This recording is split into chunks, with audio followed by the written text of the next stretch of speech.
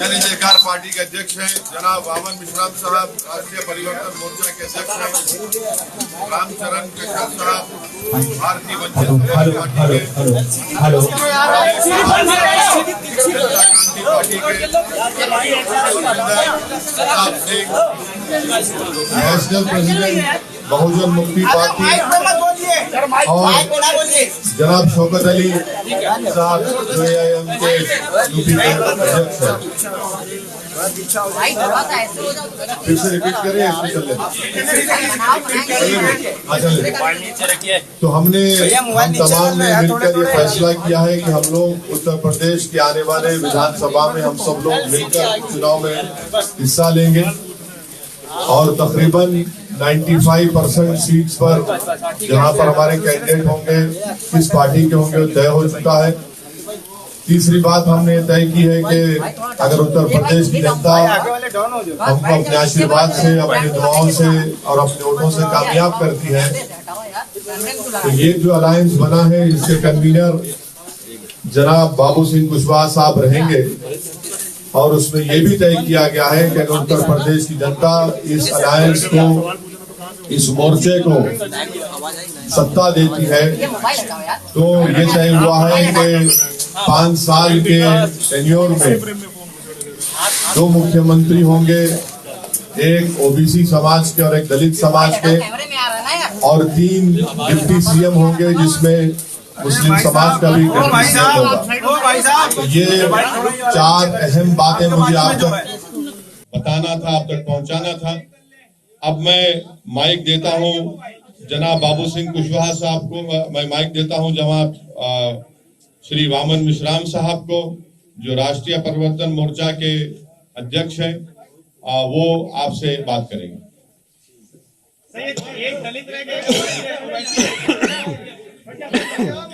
साथियों, आपको पूछने के लिए अवसर है। अभी हम अपनी बात आपके सामने रखते हैं, उसके बाद सवाल जवाब होगा। मैं केवल एक बात कहना चाहता हूं कि ये सारा गठबंधन जो है हम लोगों ने मिलकर किया। इसमें अभी जो महत्वपूर्ण 5-6 पार्टियां हैं और उसके साथ साथ और भी दल इसमें आ सकते हैं, इसके लिए अभी दरवाजे बंद नहीं है। तो एक तो ये बात है। दूसरी बात मैं कहना चाहता हूं कि इस गठबंधन के ऐलान होने के बाद बीजेपी और समाजवादी के बीच में जो लड़ाई हो रही है, अब बीजेपी और समाजवादी के बीच में लड़ाई नहीं होगी, बीजेपी और हमारे भागीदारी परिवर्तन मोर्चा के बीच में लड़ाई होगी। अब समाजवादी गठबंधन तीसरे नंबर पर चला जाएगा। आप सभी साथियों को नमस्कार। साथियों, अभी जनाब ओवैसी साहब ने और वामन मिश्राम साहब ने जो हम लोगों ने भागीदारी संकल्प मोर्चा भागीदारी परिवर्तन मोर्चा बनाया, इसके बारे में आपको जानकारी दी। हम लोगों ने 5 पार्टियों ने मिल करके अभी ये भागीदारी परिवर्तन मोर्चा बनाया है। इसमें ओवैसी साहब की पार्टी है, हमारी जन अधिकार पार्टी है, वामन मिश्राम साहब का परिवर्तन मोर्चे की तरफ से है, और बहुजन मुक्ति मोर्चा के साथी हमारे बैठे हुए बहुजन मुक्ति पार्टी के और भारतीय वंचित समाज पार्टी के आदरणीय रामचंद्र कश्यप जी हैं, और जनता क्रांति पार्टी के कमलेश चौहान जी हैं।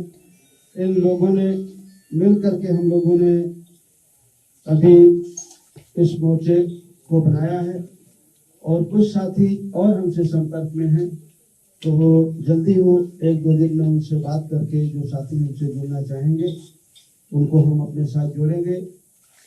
हमारे जो मोर्चे का लक्ष्य है, जिस विचारधारा के साथ हम लोग चल रहे हैं, हम बाबा साहब अम्बेडकर को मानने वाले लोग हैं, संविधान को मानने की चाहत है, जो संविधान की मंशा है। हम संविधान वादी लोग हैं। हमारा पहला नारा है कि जिसकी जितनी संख्या भारी उसकी उतनी हिस्सेदारी। हम लोग जाति जनगणना कराने के पक्ष में हैं। एक समान शिक्षा पद्धति, निःशुल्क शिक्षा और अनिवार्य शिक्षा, नई शिक्षा नीति के आड़ में जैसे पिछले साल कोरोना महामारी की जब शुरुआत हुई और 2 महीने सबको पूरे देश को बंद करके अंदर रखा गया, उस 2 महीने में जो 4-5 कानून बने, एक कृषि का कानून बना जिसको अभी वापस लिया गया, 1 साल किसान आंदोलन करते रहे। उसी तरह कृषि के बाद बिजली का कानून बना, लेबर एक्ट बना और नई शिक्षा नीति भी बनी। वो नई शिक्षा नीति ऐसी है कि जिस दिन वो जमीन में उतरेगी उस दिन आप हम सभी को पता चलेगा कि वो हमारे हित में है या हमारे बच्चों के नुकसान में है। हम जहाँ तक समझ पाते हैं वो नई शिक्षा नीति भी कृषि कानून की तरह वो भी हमारे और आपके बच्चों के हित में नहीं है। पिछड़ों का जो रिजर्वेशन रोका गया उसको शुरू किया, लेकिन पूरी तरह नहीं शुरू किया, वो शुरू होना चाहिए। निजी क्षेत्रों में भी SC, ST, OBC का रिजर्वेशन लागू करने के पक्ष में हैं हम लोग। और जो अभी किसान की जो फसल खरीदी जाती है उसके लिए जो उनकी मांग थी कि सरकार एक गारंटी कानून बनाए कि उससे कम में खरीद न हो। हम चाहते हैं कि अगर इस देश प्रदेश की महान जनता हम लोग उत्तर प्रदेश में भागीदारी परिवर्तन मोर्चा को अगर अपना सहयोग और पक्ष देती है तो हम ये चाहेंगे कि उनकी उपज का सही मूल्य मिले, मूल्य की उसकी गारंटी दी जाए, किसानों को खाद बीज सस्ता हो, सिंचाई किसानों के लिए फ्री हो, घरेलू बिजली गरीब और कमजोर की फ्री हो, किसानों के गन्ने का भुगतान हो, छोटे दुकानदार जो मझोले दुकानदार हैं और किसान हैं उनके जो कर्जे हैं वो माफ किए जाएं। कानून व्यवस्था की बहुत बड़ी बात है उत्तर प्रदेश में, चाहे वो समाजवादी पार्टी का शासन रहा हो, चाहे आज भारतीय जनता पार्टी का शासन हो, कानून व्यवस्था की स्थिति बहुत खराब है, बहुत दयनीय है। तो हम लोगों की चाहत है कि कानून व्यवस्था अगर इस प्रदेश की जनता हमारे मोर्चे को सफलता देती है तो हमारी पहली प्राथमिकता होगी इस प्रदेश की कानून व्यवस्था से होती जाए, हमारी बेटियों को सुरक्षा मिले, अन्य पिछड़े वर्गों को SC, ST को, माइनॉरिटी के जो गरीब बच्चे हैं उनको जो स्कॉलरशिप है वो मिले।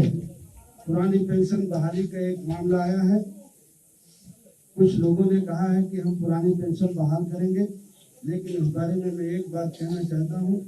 जब इस देश के प्रधानमंत्री माननीय अटल बिहारी वाजपेयी जी थे, उन्होंने पुरानी पेंशन को बंद कर दिया था, अब पेंशन नहीं दी जाएगी ऐसा उन्होंने कानून बनाया था। उस समय प्रदेश में समाजवादी पार्टी की सरकार थी और सबसे पहले अगर उस कानून को किसी ने माना तो उत्तर प्रदेश की सरकार ने माना। पिछली बार 5 साल समाजवादी पार्टी की सरकार रही, उन्होंने पुरानी पेंशन बहाल नहीं की। अभी भी बंगाल में पुरानी पेंशन लागू है, बहुत सारे प्रदेशों ने धीरे धीरे करके उस पेंशन को खत्म किया, लेकिन सबसे पहले अगर खत्म किया तो उत्तर प्रदेश की समाजवादी पार्टी ने खत्म किया। आज वो जरूर कहते हैं कि पुरानी पेंशन हो, लेकिन वो करेंगे या नहीं करेंगे, लेकिन अगर इस मोर्चे को लोग सहयोग देते हैं, बहुमत देते हैं, तो ये मोर्चा जरूर पुरानी पेंशन को बहाल करेगा। ऐसी कुछ मुद्दों के साथ हम लोग चुनाव में जा रहे हैं। हमारे सीटों के बंटवारे में कोई विवाद नहीं है, लगभग 95% सीटों पर हम लोगों ने काम कर लिया है। कुछ लिस्टें हमारी जारी भी हो गई हैं, आने वाले 2-3 दिन में हमारी सारी लिस्टें जारी हो जाएगी। बस यही कुछ बातें आपको जानकारी में देना था। वैसे जी आप कहले थे कि मुसलमानों का मुख्यमंत्री उत्तर प्रदेश में होना चाहिए, लेकिन इस बार जो मुख्यमंत्री बनाएंगे उसमें एक भी मुसलमान नहीं रहेगा। कहाँ कहा था हमने? हमेशा से आप कहते रहे। हमने कहाँ कहा था बताइए, किसने कहा? हमने कहा था कि हिस्सेदारी की लड़ाई है और हमारे राष्ट्रीय स्पोक्स पर्सन आसिम अखार साहब ने ये कहा था कि डिप्टी CM एक मुसलमान होना चाहिए, वही कंसिस्टेंटली हम लोग कह रहे हैं।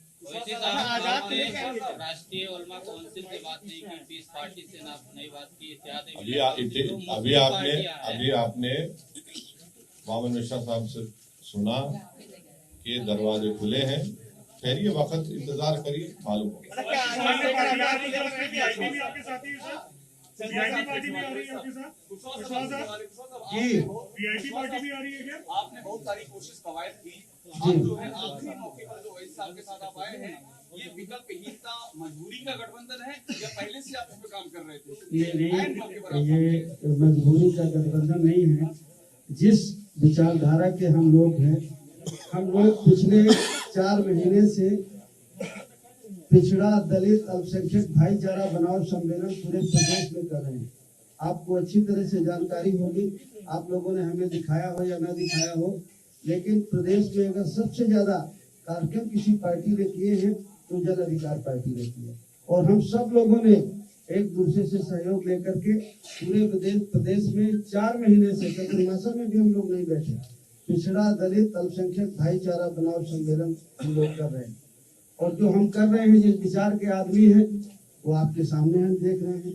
देख लीजिए, पिछड़ा भी है, दलित भी है, अल्पसंख्यक भी है। इसमें से मुख्यमंत्री का चेहरा कौन होगा? क्योंकि भाजपा में तो सीएम योगी आदित्यनाथ है, सपा और आरएलडी के गठबंधन में अखिलेश यादव है, आपके गठबंधन में कौन मुख्यमंत्री का चेहरा है? देखिए, अब हमारे गठबंधन में अभी तो मुझे आप लोगों ने कहा है कि मैं संयोजक हूँ, बाकी अब आप लोग से पूछ लीजिए। अभी आप लोगों के सामने हम लोगों ने सलाह मशवरा करके घोषित करने के लिए ओवैसी साहब को कहा था, और ओवैसी साहब ने घोषित किया कि इस गठबंधन के 2 मुख्यमंत्री 5 साल के टेन्योर में होंगे। एक पिछड़े वर्ग में बाबू सिंह जी है और एक दलित का होगा, यानी शेड्यूल कास्ट का होगा, उसका चेहरा घोषित किया जाएगा। और 3 डिप्टी सीएम होंगे, उसमें डिप्टी सीएम एक मुस्लिम होगा। बाकी 2 लोगों के नाम जो है वो 2-3 दिन के अंदर घोषित किए जाएंगे। एक मिनट अरे 2 मिनट। फिर उसके बाद में अभी और भी कई लोग हैं, जैसे भागीदारी मोर्चा बना था, आप लोगों को मालूम है, भागीदारी मोर्चा बनाया था, वो ओम प्रकाश जी ने बनाया था, मगर वो तो बाबू सिंह जी भी उसमें थे, मगर सामने चेहरा जो था वो इनका था। वो जो है वो केवल वो चले गए, बाकी सारे भागीदारी मोर्चा के लोग इसी में शामिल है। इसके अलावा अभी और माइनॉरिटी के हो या और बैकवर्ड क्लासेस के तमाम छोटे मध्यम प्रादेशिक स्तर के दल है जो इसमें शामिल किए जा सकते हैं आने वाले समय में।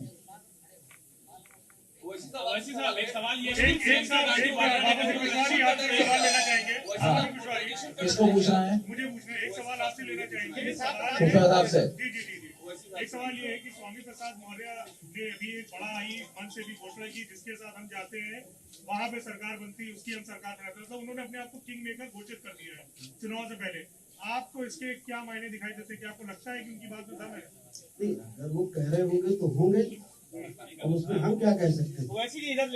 सर, सीटों का कुछ फाइनलाइजेशन हुआ है? सीटों पे कुछ फाइनलाइजेशन हुआ है सर? हाँ, सीटों का हो गया। कितनी सीटों पर लड़ रहे हैं? 95 सीटों पर हमारा 95% सीटों पर हमारा एक मिनट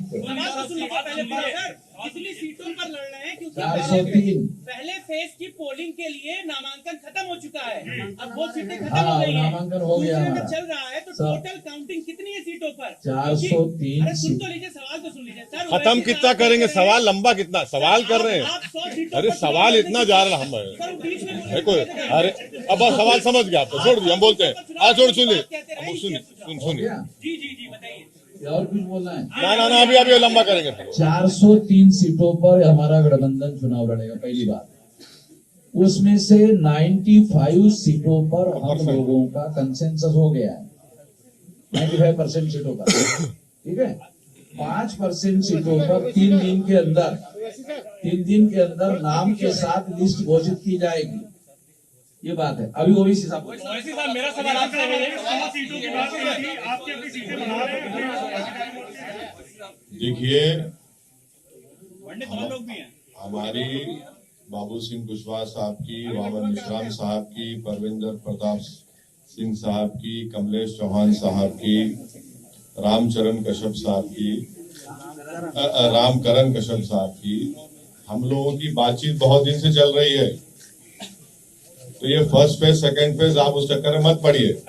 अरे सर अरे इतना बॉक्सिंग मैच हो रहा है क्या? इतना सबर रखिए।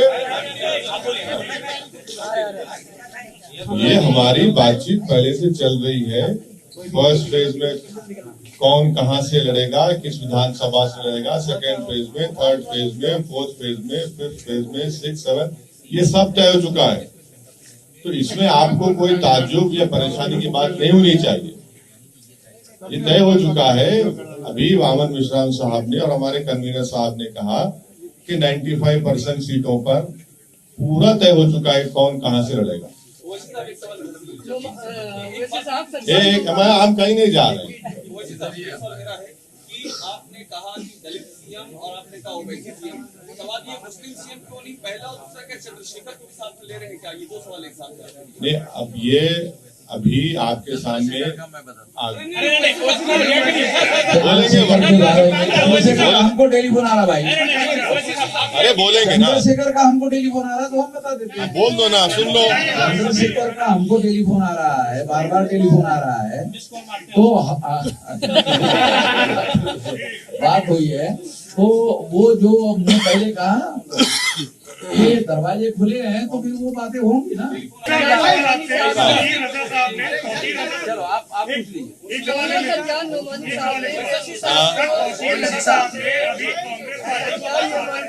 नहीं, मुझे कुछ सुनाइए जरा, एक एक करके पूछिए, एक एक करके। साहब ने कांग्रेस का समर्थन किया है। उन्होंने बोला है कि ओवैसी साहब को क्योंकि पूरे माहौल को देखते हुए और बीजेपी को क्योंकि हराना है, इसलिए उन्हें इन चुनाव से दूर रहना चाहिए, उत्तर प्रदेश के चुनाव से दूर रहना चाहिए, ऐसा वो कह रहे हैं। कुर्बानी देनी चाहिए आपको। उनकी राय हो सकती है।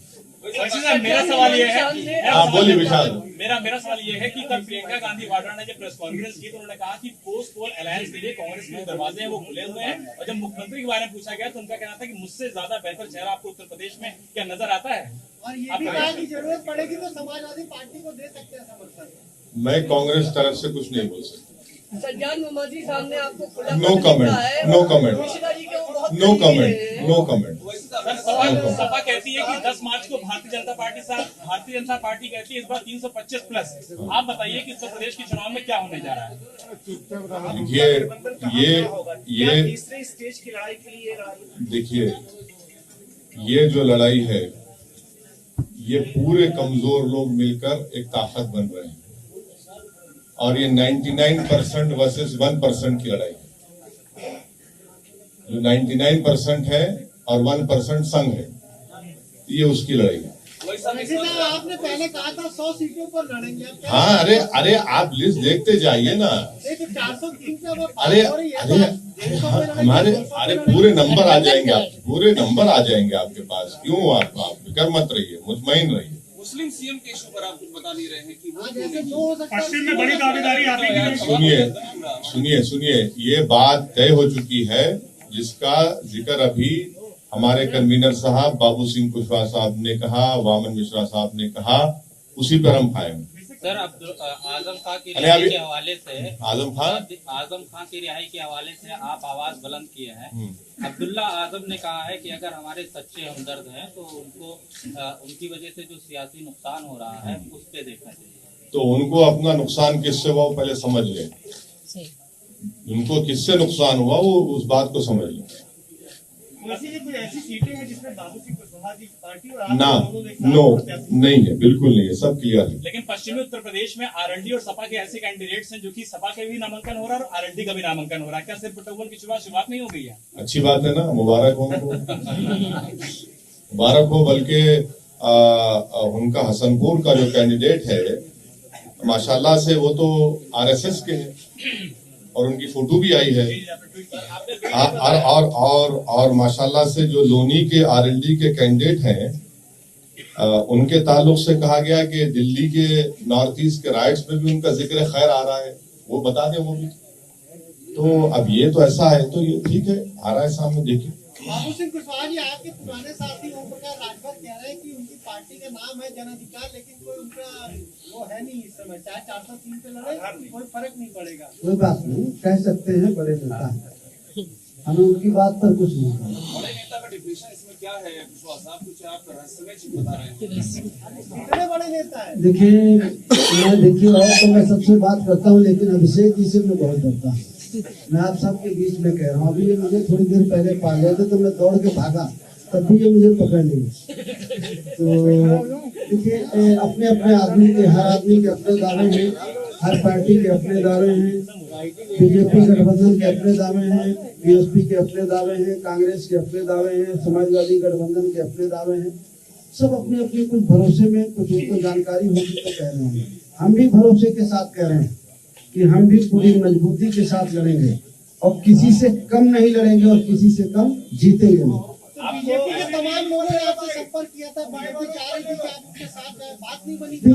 देखिए संपर्क राजनीति में दो चार महीने पहले समाजवादी पार्टी से भी हुआ, कांग्रेस के भी लोगों से बातचीत होती है, बीजेपी के लोगों से भी बातचीत हुई। बातचीत का कोई मतलब ये नहीं है कि नहीं हमारा अलायंस होगा। जो हमारा अलायंस हो रहा है, आज हम पिछले 3 महीने से हम लोग बातचीत कर रहे हैं। और जो आपकी एक कंफ्यूजन है कि फर्स्ट फेज का नामांकन हो गया, हम लोगों की सहमति थे, हम लोगों ने नामांकन हमारे कैंडिडेटों ने किया है हर सीट में, कहीं आपने किया है, कहीं आपने किया है, कहीं आपने किया है, कहीं आप एक कैंडिडेट है। तो हमारी पूरी कोशिश है कि 403 में कोई सीट छूटे ना, और हम लोग मिल करके 403 सीटों में पूरी मजबूती के साथ लड़ें। कोई लेट नहीं हुआ, हम नहीं लेट हैं, हमारी पूरी तैयारी है। आज अखिलेश यादव ने आरोप लगाया है कि क्योंकि भाजपा ने आज प्रचार बैंक आज डिजिटल जो प्रचार तैयारियां थी, उनकी तैयारियां पहले से थी। तो क्या चुनाव आयोग के अधिकारियों ने बीजेपी को पहले से ही लीक कर दिया था कि इस बार डिजिटल प्रचार होना है? क्या आप भी मानते हैं कि अधिकारियों ने कुछ लीक की थी चुनाव आयोग की? और इसी से जुड़ा सुनिए, एक मिनट देखिए, जितने पॉलिटिकल पार्टी का और पॉलिटिकल पार्टी का आपने भी नाम लिया, क्या समाजवादी पार्टी ने इलेक्शन कमीशन ऑफ इंडिया को लेटर लिखकर ये कहा कि फिजिकल रैलीज अलाउ की जाए? सिवाय हमारी पार्टी के किसी एक पॉलिटिकल पार्टी ने इलेक्शन कमीशन ऑफ इंडिया को लेटर नहीं लिखा।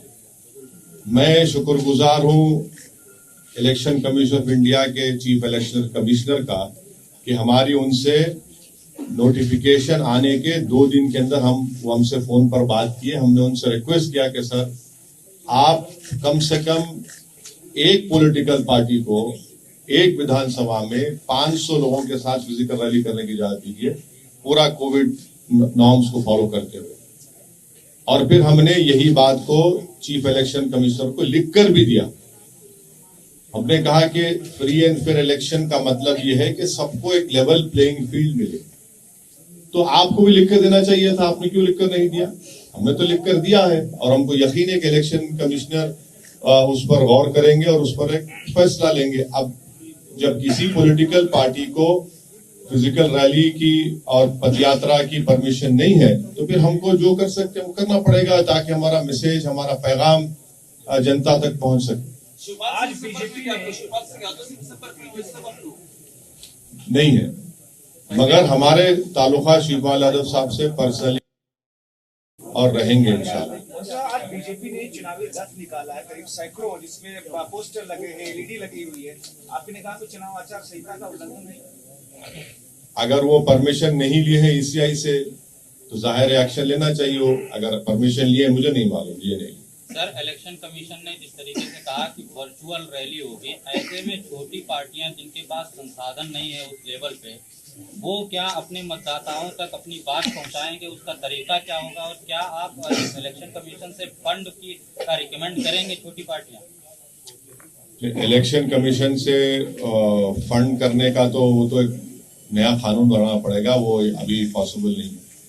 मगर अब जो भी है, जिस तरह से है, उसको हमको देख के आगे बढ़ने की जरूरत है। एक सवाल ये है कि मुजफ्फरनगर में अभी तक की जो सपा आरएलडी की लिस्ट आई है उसमें कोई भी मुस्लिम कैंडिडेट नहीं है। क्या मुजफ्फरनगर दंगों में जो चीजें हुई थी उसको भरपाई करने की, मैनेज करने की कोशिश की जा रही है ताकि मुस्लिम कैंडिडेट ना हो वहाँ पे सामने? मेरा मानना यह है कि एक बहुत ही सोफिस्टिकेटेड तरीके से वहां पर अल्पसंख्यक समाज की पॉलिटिकल वॉइस को दबाने की कोशिश हो रही है। ईवीएम से सर कैसे लड़ा जाए?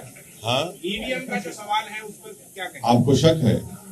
सभी को है, बहुत सारे आपको है? अच्छा, चलिए चलिए सर, थैंक यू सर।